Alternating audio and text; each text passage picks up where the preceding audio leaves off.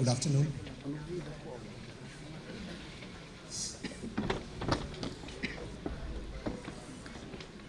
So, first of all, thank you so much for inviting me. Uh, it's always a selfish motive since I'm a part of the task force at Maharashtra. Students are required to maintain silence, please. Volunteers, silence, please. Sorry, sir. As going to such gatherings, such conclaves or conferences always gives a different insights, and this same insights we can again put together to government, and it somehow makes us system or efforts more diligent. I'm little getting used to the cold. First time I'm traveling to Delhi during winters, and I'm just trying to find sun, and somebody told me that it's after a long time we had sun today. So, but it's a beautiful campus. More importantly, a beautiful place. Traveled to Greater Noida for the first time. I always thought that Pune is organized or New Bombay is organized, but today when I saw this huge town, huge city, I thought we have to do a lot of progress at Maharashtra then. Okay, since morning or since last 2 days, fortunately this is the last session before the valedictory. I'll keep it as short as possible. You've been hearing about the national education policy, and you must have read about it on several occasions as well. There are arguments for, against, there are concerns, there are challenges that are expressed from different corners, from all the stakeholders, even in the school level as well as at the higher education. But we are dealing more with the higher education today here. Do we really need a policy of this nature, or is it that we should leave it to the society to evolve, or do we need a kind of a very deliberate interventions to make so that we can catch up with the happenings around the world? And with this particular motto, I guess from 1948 onwards, the first president, Dr. Sarvapalli Radhakrishnan, made his attempt. It continued for a long time. But why is it that it is being discussed a lot at this point in time? Perhaps some of the senior faculties, they must have witnessed when the Radhakrishnan Commission, then the Kothari Commission came in. There wasn't much of a debate of this nature. I'm not saying the debate happened only after the cabinet approval of it, but it started much before of it. Even the draft was circulated across various stakeholders, and there used to be a lot of deliberation that happened onto it. And the Kasturanjan committee tried to make it as inclusive as possible. But when we are trying to discuss it at a national level, there appears to be a lot of diversity. Not appears, there is a diversity. And when we have to discuss this with the diversity at a uniform platform, this is where the challenge comes into.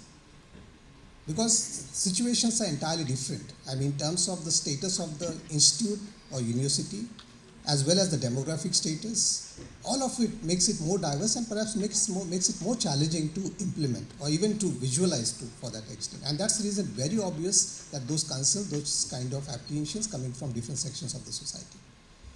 Now, I'm going to speak specifically about the holistic education or multidisciplinary education. Now, when I say, I was reading a lot of articles even before this particular implementation, and most of those articles were from the philanthropists as well as the owners of the education institutes, starting education institutes in various parts of the country, and they are trying to be different. Meaning to say they are trying to focus more on the other aspect of the life, just not the academics. And there were questions put to them that are we really have graduated to the extent that we should focus on the holistic education at the cost of academics being little compromised or replaced. I won't say compromised, but there is always, if something to be taken or implemented, something needs to be little replaced.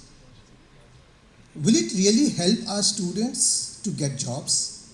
Because remember, we still are a country where we take education not just for the sake of knowledge, but we take education for livelihoods. And most of us do that. I mean, I understand in the last 10, 15 years, the sections of the middle class population has grown, and some of us are really privileged to be at whatever education institute we want to be and whatever that we want to study. But that's not India. India still struggles with a very basic education. So, at this juncture, will the holistic education give our students, our youth, the jobs or the livelihood opportunities? Oh, that was the question, and on that context, it was debated a lot on holistic education. So, why is it that it is required today? Now, when I make some references, as I said, we are very diverse, and when I make some references that might be applied to certain situations and may not be applied to certain situations, again, that's what the challenge is. In the recent times, with the broke of the pandemic, we have seen that there's a lot of exclusion that has happened in the school as well as higher education. I'm told that at the higher education, students are demanding for online exams, some of them are wanting to have offline sessions. Even at the school level, children are wanting to have online sessions, some of them want to. So this entire demand expectations have undergone a change. But in the process, if you look at the other side of the country, there's an exclusion, and perhaps I would say that a certain population, maybe at the primary education or maybe at the secondary education, they haven't been to schools. And it's very difficult to say at this point in time, how are we going to really cope up and bring their ability to comprehend the higher standards? And forget about the higher education, because even when having a regular school, OECD says that our children still struggles to solve a basic primary education or primary mathematics problem, even when they have graduated, or even for that matter when they have passed the 10th standard. So it's far more challenging. So in this context, how are we going to talk about holistic education? Because we are still wanting to really give them a very basic education, elementary education. But that's one section of the society. And that's the reason I said diversity is a challenge here. Now, I'm going to just throw upon few questions to the audiences. Not that we are trying to find answers right here, they're just to ponder upon. Can we have the next slide, please? Yeah. Thank you. It's just for you to read and just ponder. Because there's a lot of discussion that happened in the morning in the panel session about exams, about assessments. And as I said, we should respect those difference of opinion only because people come with their own experiences and exposures. But exams, again, I started with that particular thing. Does it really measure what it ought to measure in the context of what a student is going to do in his future life? Because how many of us remember taking classes of history and now doing engineering? And some of may say that, kya kaam aaya? How does it help me now? But does that mean that we should exclude that particular thing from the school education? Or for that matter, you also at this point in time, some people might feel that we are taking some sessions or some courses into our higher education which are not relevant to my interest area or may not be relevant to the profession that is what we are pursuing. So these are some of the questions. And a single NEP policy is not going to answer them. Certainly not going to answer them, because we'll have to evolve. Better life. Because some of the incident that happened, in my own state, that shook us. Just because a college-going child didn't have access to the online teaching sessions because she didn't have the mobile, she committed suicide. 1,400 suicides in Maharashtra in 1 year's time. And not just all students, but of professions as well. You might have come across with various incidences where IT professionals have committed suicides. Were they struggling with the very basic necessities of life? I don't think so. So what made them to take such a kind of drastic step? So are we really addressing those issues? I'm a professor of organizational behavior, and lots of times I have witnessed that when we teach those theories or interpretation of the theories, when we discuss in the class, there's not much of a relevance felt by the student. But the same student, when they go to the corporate job and they start working, they come back to the professors and start discussing the complexities of life at work. And they come with this particular situation. They say, give us any objective situation, we will be able to resolve it. But behavioral is a more complex thing. It's very subjective and it's sometimes very difficult to handle. And that's the reason people say people leave jobs not because they don't love their profile, but they didn't love or didn't like the culture of what they're studying. So, life skills, are they important at this point in time? Or the second question again to that is it only the responsibility of the education institute to inculcate those life skills? Because we boast in our culture that family is something that we adhere to, and family as an institution we cherish. But over a period of time, you must have also witnessed how family as an institution is also undergoing a change. Nuclear families to single parenting. So, who is responsible for value education? Because it's not going to happen in just schools and colleges. For sure, it's not going to happen. I'll come to go to the last aspect of it. I started my profession in academics. I'm very sure I'm going to retire as an academician. Most of you sitting over here who are on the verge of their graduation or took this course as an engineering, pharma, I can give it in writing to you that you will not end up as a pharmacist, you're not going to end up as an engineer. Just imagine 30 years of career that you're going to have henceforth. You might start as a pharmacist and you might change several disciplines, several professions in between before you retire. So we, or my forefathers, always looked for certainty in life. And that's the reason most of us wanted to have a permanent jobs or maybe a government jobs, of course, which has a social security benefits. And to some extent, I'll come to that later, to some extent, you perform or you don't perform, your job is secured. So we always look for that certainty, for security. But today's generation, that's not possible. I mean, in the last 5 years, how many positions, be it in any department of government, have been recruited? I mean, there are hardly any vacancies, or even if there are vacancies, government is trying to find out another ways to not have a permanent employees over there, but to go for contractual or maybe just because to avoid that liability. So, does that mean that the students, the youth today, have to not just live with this ambiguity of life, but they have to really accept it? Now you say that tomorrow what's going to happen, what's going to be the next job, what's going to be my family front, how am I going to cope up with all the social so-called expectations. So there are many questions of this nature. So is NEP going to address that? I would say no.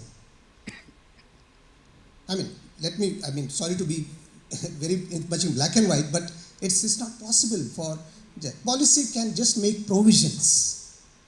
But who stopped for the institutions to have those provisions? Right?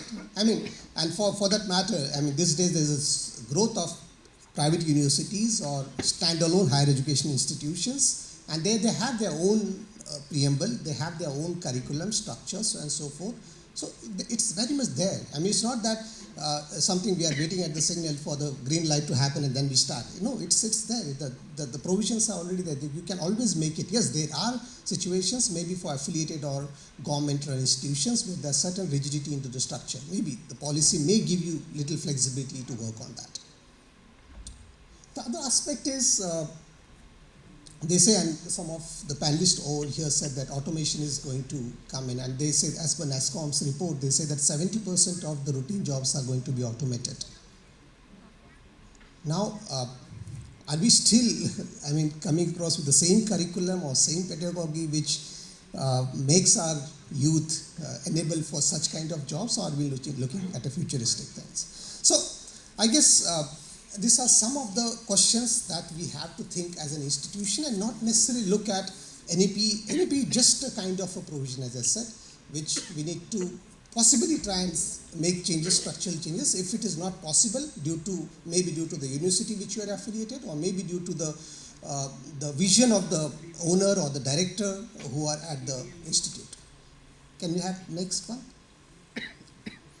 So I am not going to get into details of it, but yes, there are various reasons why this national education policy was rolled out.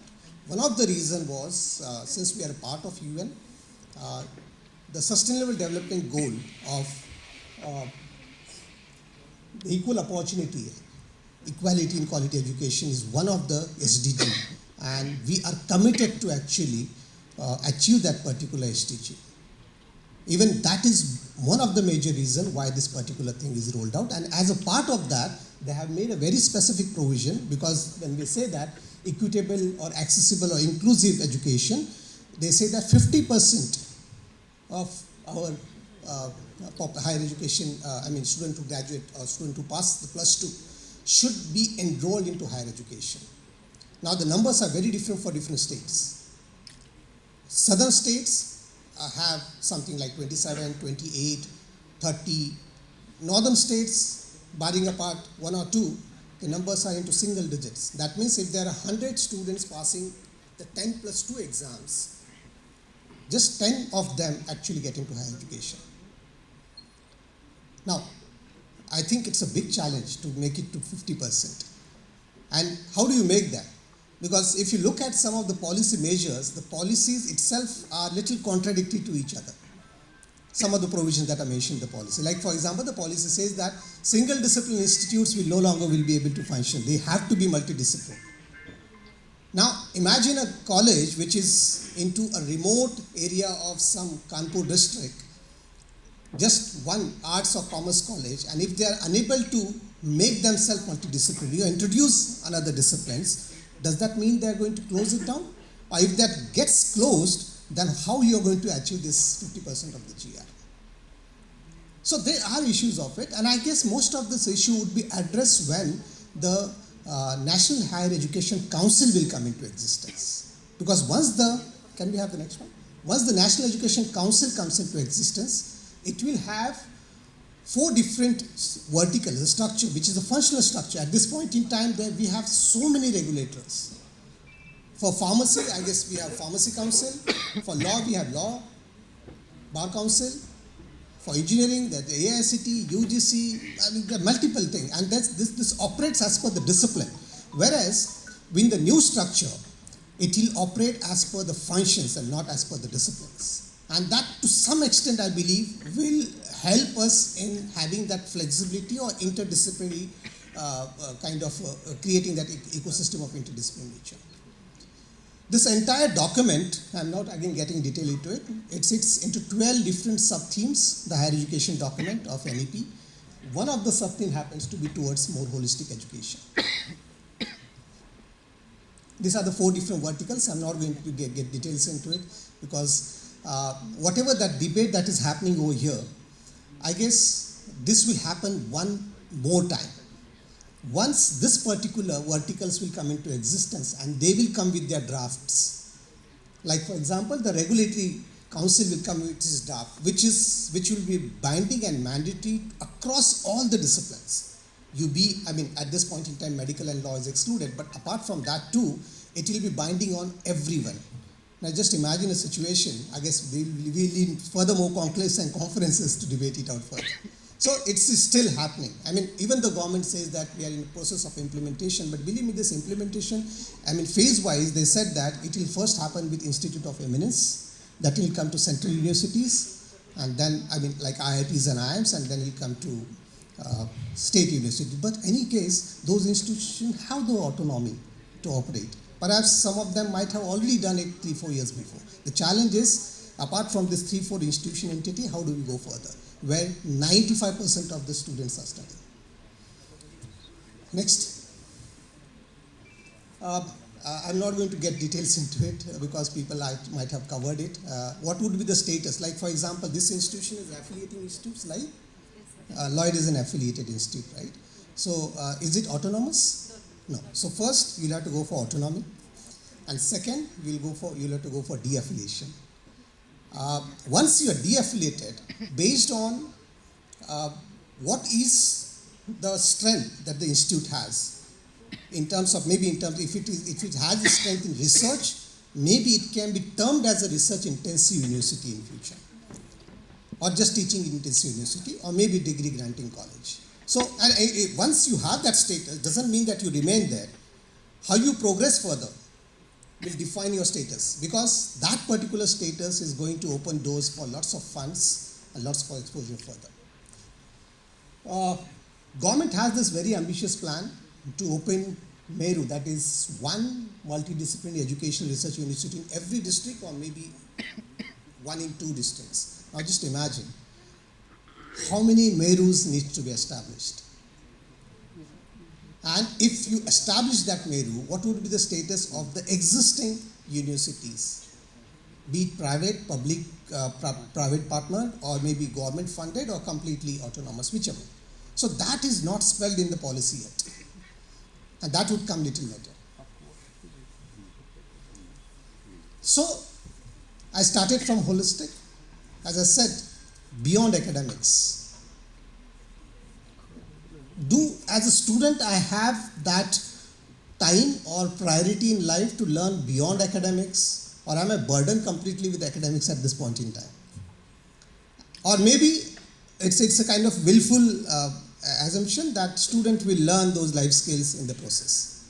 As I said, it's not just the job of the university or colleges, it's also across all the stakeholders. Now that remains a big challenge, but yes, these are some of the areas wherein we need to ponder upon. How do we actually do that? I mean, there are various, giving guidelines or giving kind of some consultative kind of interventions is very easy.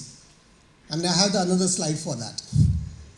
But it's all, how do you actually, because simply copying will not, as I said, because of diversity, simply copying will not work.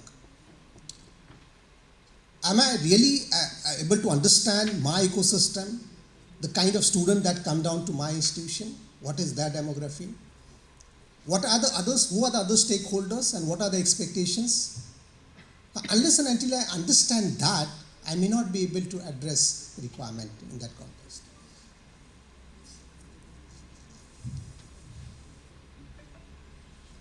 People spoke about Takshashila, Nalanda. We boast about it, but where did we lost?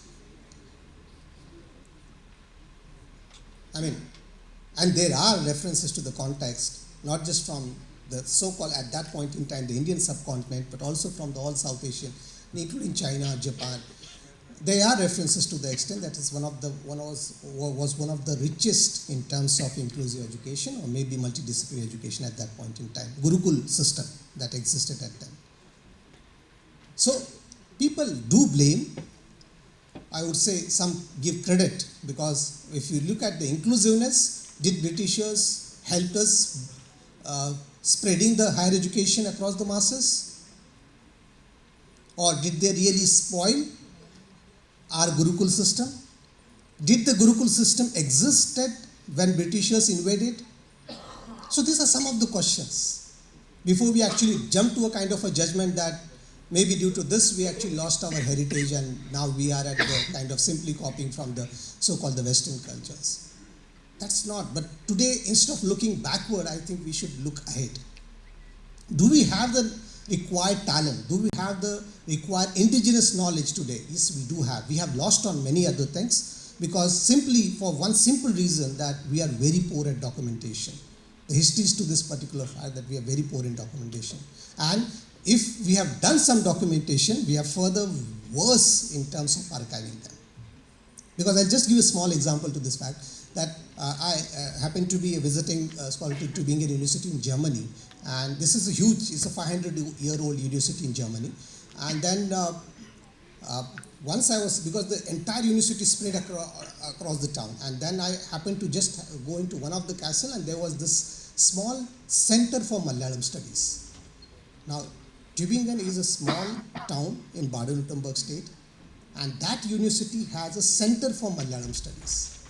So I was curious, I walked in, and you won't believe me, I found the scriptures, the writings stored in that particular department, that center. And those scriptures and writings were written on the cloth as well as on this big banana leaf. I was little astonished. I mean, how is that possible that you could actually, I call that smuggling. It's a theft, right? How could they take it from India to Germany? And the further kind of a surprise, shock was the lady who was the professor who was at the coordinator of that particular center. She knew, she spoke fluent Malayalam. I mean, there were 3 faculties and all of them spoke Malayalam. I didn't know Malayalam. So I asked them, how did you get this particular artifacts or those scriptures and all those? Because this is national treasure. How did you manage to get in? They said that those were available at a weekly bazaar. They were sold at a throwaway price. Had we not brought in, perhaps they would have not been there at that point. So that's the reason I said we are very bad at even archiving. First is they were documented, and further we never stored it. So how is it possible now to create this entire so-called ecosystem where we call that as an indigenous? Yes, I mean, we ourselves are not so curious about our own culture, but people outside are. And that's the reason they want to come down. If you see most of the students, be it of management or be it of engineering, they want to come down to India and take internship programs. Because they wanted to really learn. Because they see India as one of the growing economy, more importantly as a consumer, huge consumer base, because every other nation, every other corporate is interested in India for that reason. So can we leverage that particular interest of theirs?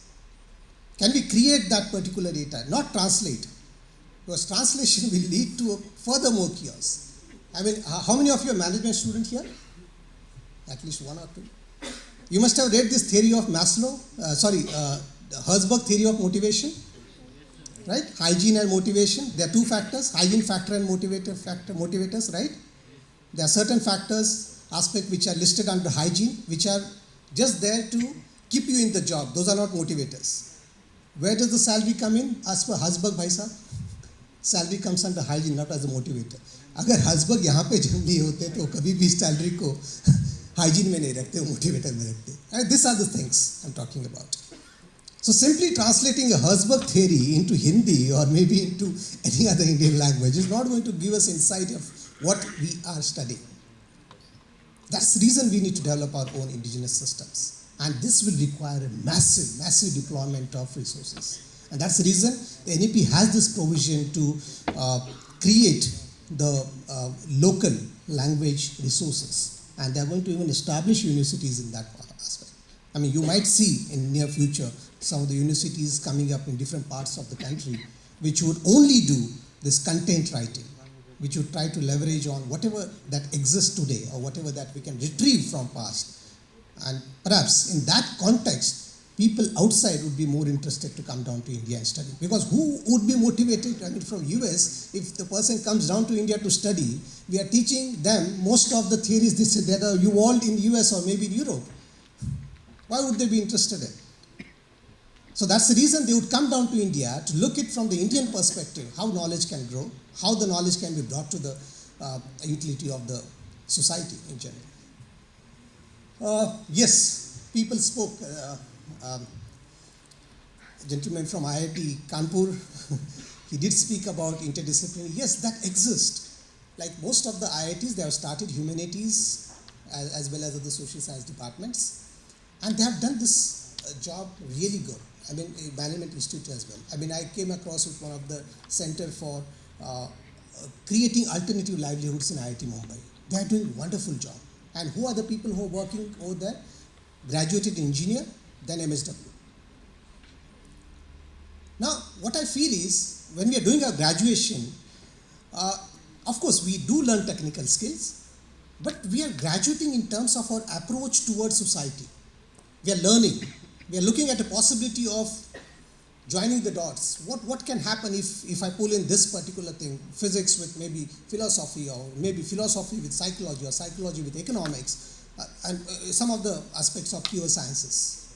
Because if you look at the history, most of the inventions and discoveries have happened because of the interdisciplinary nature of that particular maybe scientist or whoever those inventors were. So we need to look at it in that perspective. And perhaps in that context, we will have situations wherein we give unique solutions to the societal problems. Because there's a lot of criticism onto the Department of Science and Technology that they operate in isolation. most of the people in general public, they don't know what they are doing actually. Most of them, I'm talking about not people from science and technology discipline. And that's the reason they need to bring in, they need to come out in public, they need to look at the possibility of how do they actually find solutions to the community problem using this science and technology, and not just operate on some only the experiments which are only limited to certain things. If, of course, they, at large, they will do good, but we are looking at the solutions at a micro level, at a very minute and micro level, at a village level or community level. So science and technology has a good opportunity over there, but that particular orientation, there's a possibility. If I study sociology, if I study maybe anthropology, there is a possibility that I might develop that particular interest. When I say we have CBCS or when we have ABC, Academic Bank of Credit, not that it's compulsion, it's not going to be imposed onto us. I might start as an engineer, but just 1 year down the line find that I'm not the right person because I was forced to get into engineering because I was so-called people said that I'm talented and I should invest my talent going into any other discipline. And I started engineering, but just 1 year down the line, I realized that I'm not enjoying it. So there is an opportunity. I can get into another discipline. I can start taking those minor subjects. Over a period of time, I can move into, and there is a provision that the ADP discusses about, in case if you get into multiple disciplines, what degree would be eligible for. And this particular degree, they came across a liberal arts degree. This is the Gurukul system. So you'll get a liberal arts degree. But imagine 5 or 6 years from now, even today, degrees don't matter, right? Of course, for certain, like Bar Council, you need a degree. Pharmacy, you need a degree. But eventually, when those, as I said, the regulatory bodies, there's going to be a lot of conflict now. I mean, once the regulatory body frames their policies, how are they going to address the Bar Council? How are they going to address the so-called pharmacy councils and so other councils? So there is a possibility that there might emerge a kind of a situation or solution where people would start looking beyond degrees, or at least they start looking, the policy gives a provision of 3-year degree, 4-year degree, that's an option. I mean, one cannot necessarily only have to go for 4th year, they can actually stop at 3rd year. So these minute things, we are just debating, discussing, but they still have to come on paper once the regulatory council comes into existence.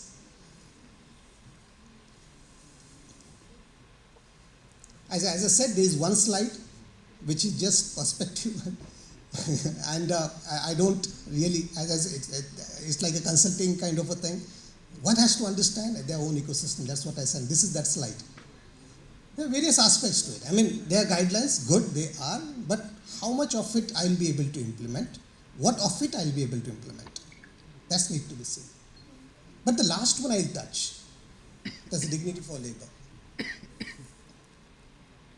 See, we evolved from a society where certain occupations are treated inferior. The other gentleman over here said that nobody is unemployable. Ek fauda de do. Most of us might have felt little insulted. मैं engineer लेके फावड़ा ले लूँ क्या? क्या मैं barber बन जाऊँ? क्या मैं इलेक्ट्रिशियन बन जाऊँ? मैकेनिक बन जाऊँ? See, we all look at it in the context that inferior है. क्यों? Because we are a product of hundreds of generations. Because we have been told, or we have been subconsciously oriented that these are superior professions, these are inferior professions. And that's one of the reasons UGC started with this very beautiful scheme of community colleges, which failed miserably. They started these BO programs, bachelor vocational programs. So there are no takers for it. Students are not enrolling for it. For the very simple reason, beautician, kaun karega beautician ka course? As a parent, I would never ask my child to go for a beautician course. What is beauty? Because that will create employment. Employment nahi chahiye mujhe. I want to make her into some better profession. And this is better, worse. These are the kind of till the time we actually hold on to this particular prejudices, I think we would really not be able to employ our youth. It's just not possible. Because people, even गरीब का भी कोई अगर rickshaw driver का भी कोई अगर बच्चा है तो वो भी यही सपने देखता है कि मेरे बच्चों को मैं इंजीनियर बनाऊं, डॉक्टर बनाऊं, लॉयर बनाऊं. वो ये नहीं कभी सोचा है कि मैं इसको इलेक्ट्रिशियन बनाऊं. He will never dream of that. And then in that context, I mean, the only small section of the society who are like first time, who don't have access at all, only those of it. And I'm not saying that the BO miserably failed. There are some enrollment, but it didn't reach to its intended objective. So when is the time we actually bring that dignity for labor? And this is all, again, as I said, life skills. It will come from our own orientation. Maybe we start looking we start introspecting and trying to rationalize as much as we can, because it's very, very difficult, believe me, extremely difficult. Because subconsciously we are trained to do that. Look at certain jobs like this. Next. That is already spoken. Flexibility of subjects, ABC and all that is, I spoke. Can we move on to another one?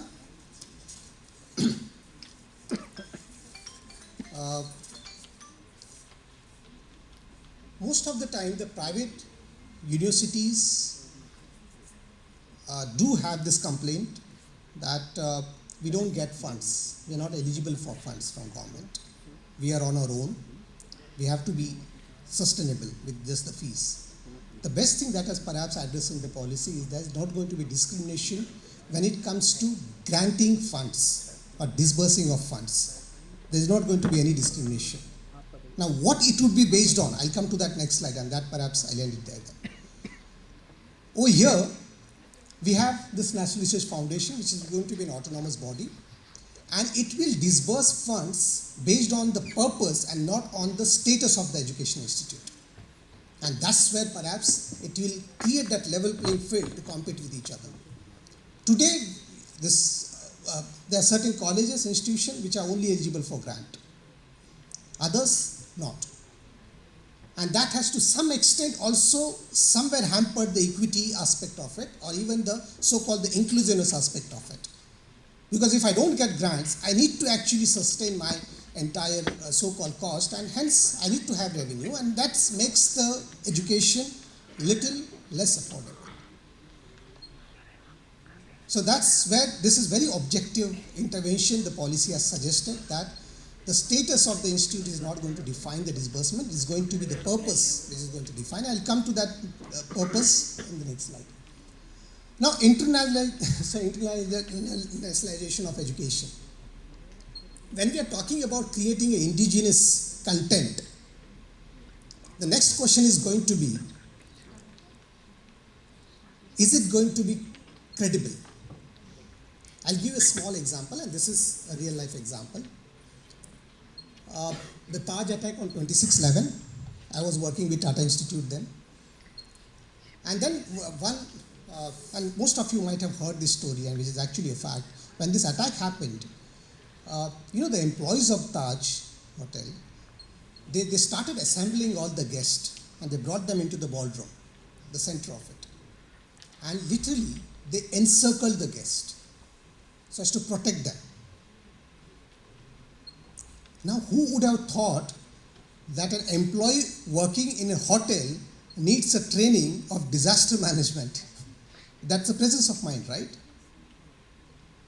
So when we are talking about culture, this particular Atiti Devo Bhava kind of, which is very much there.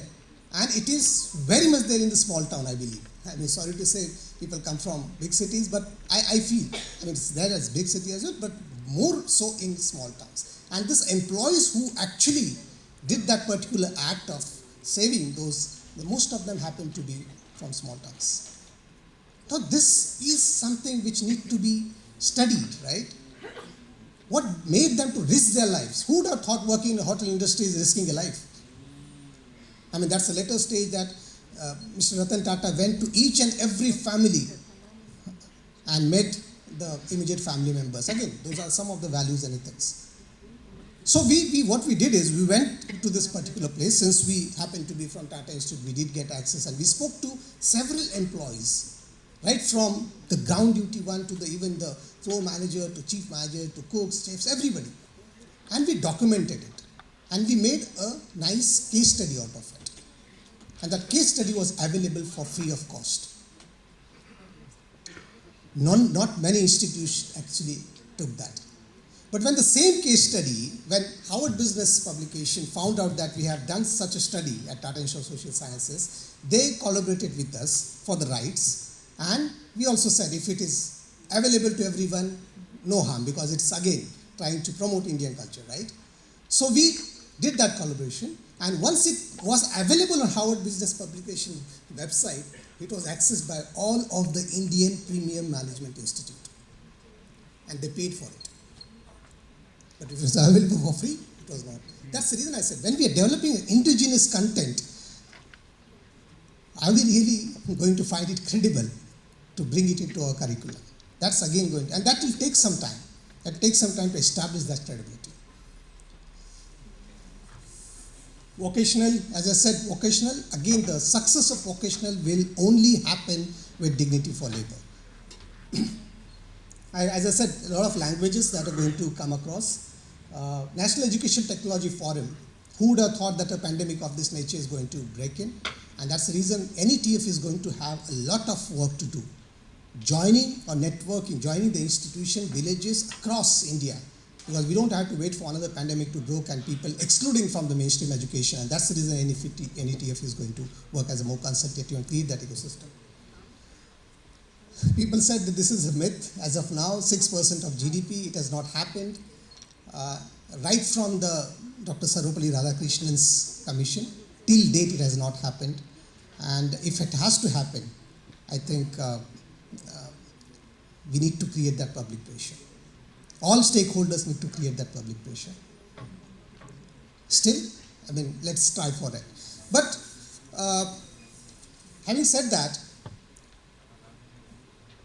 in days to come, there's a lot of public-private partnerships are going to emerge. I mean, they already started, but in days to come, when I say even is going to go down to the interiors of the country, lots of public-private partnership.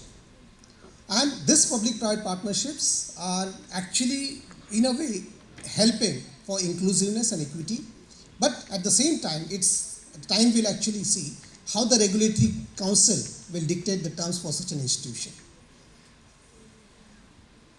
I'll skip this for want of time, but those are some interesting aspects. I'll come to directly, yeah, hold on to this. I said, and I promised you, that what will make an institution eligible for funding? I said the purpose.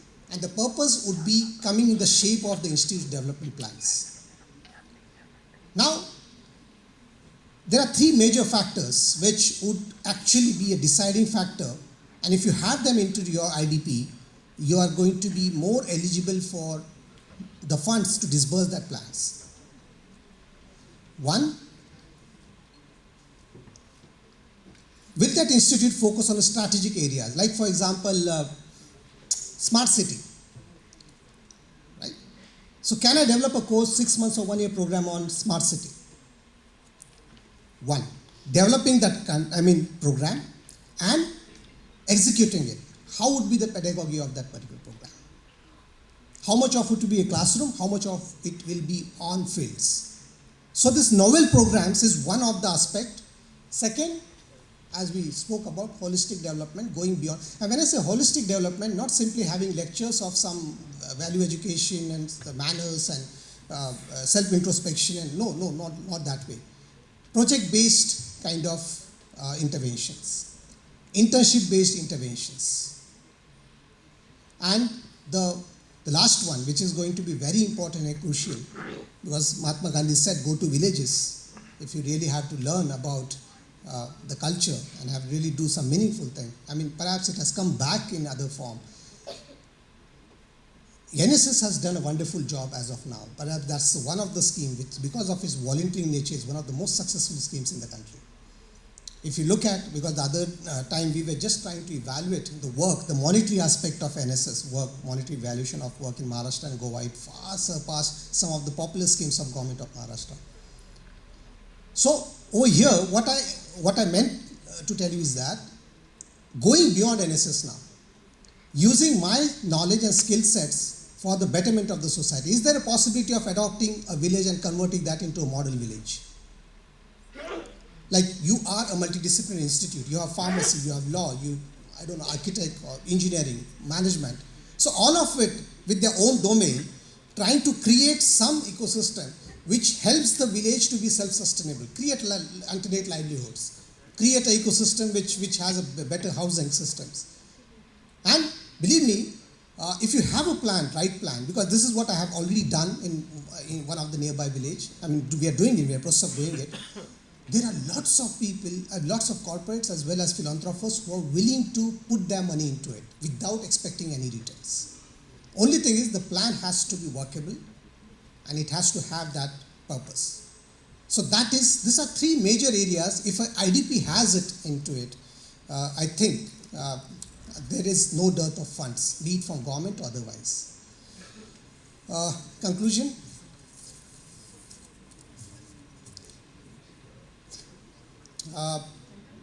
Doing all of this, today or yesterday morning we were discussing casually that who is going to be major stakeholders in doing everything of the implementation aspect of it, and that's going to be teachers.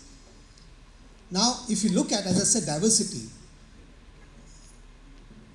there are public institutions wherein there are professors, highly paid, and I say consciously highly paid, 7-pay commission, protected, secured.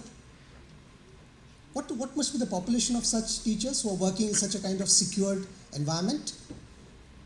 I mean, there's no study onto it, but roughly, I guess, less than 10%. 90% of them are working in a private, not funded institute, right? And we all know the status of the salary and service conditions. If you really have to engage the teachers completely, you need to actually, in the sense, we all are stakeholder, education owners or anybody, we need to address the concerns. And perhaps then you can put across various conditions for maybe for promotions, being in service, continuation, whatever you want to do.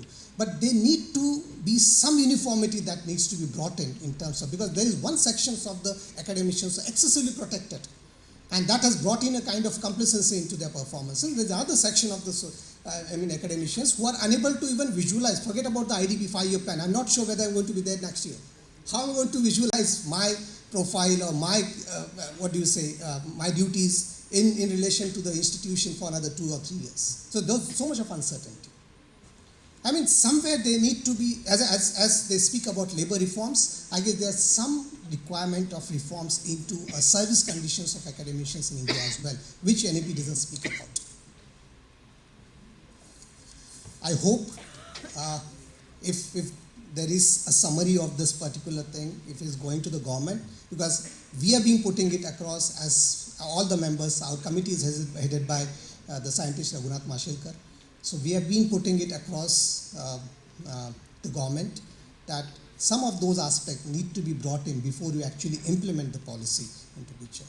And I'm very sure, I'm hopeful that with certain interventions, which are prerequisite, this policy would certainly reach to its intended objective. If not 100%, but it will reach to its intended objective as compared to all the earlier policies. Because we all know that the earlier policies are still not reached to its 100% objectives. So with this note and hope and confidence, I stop here. Just the last quote.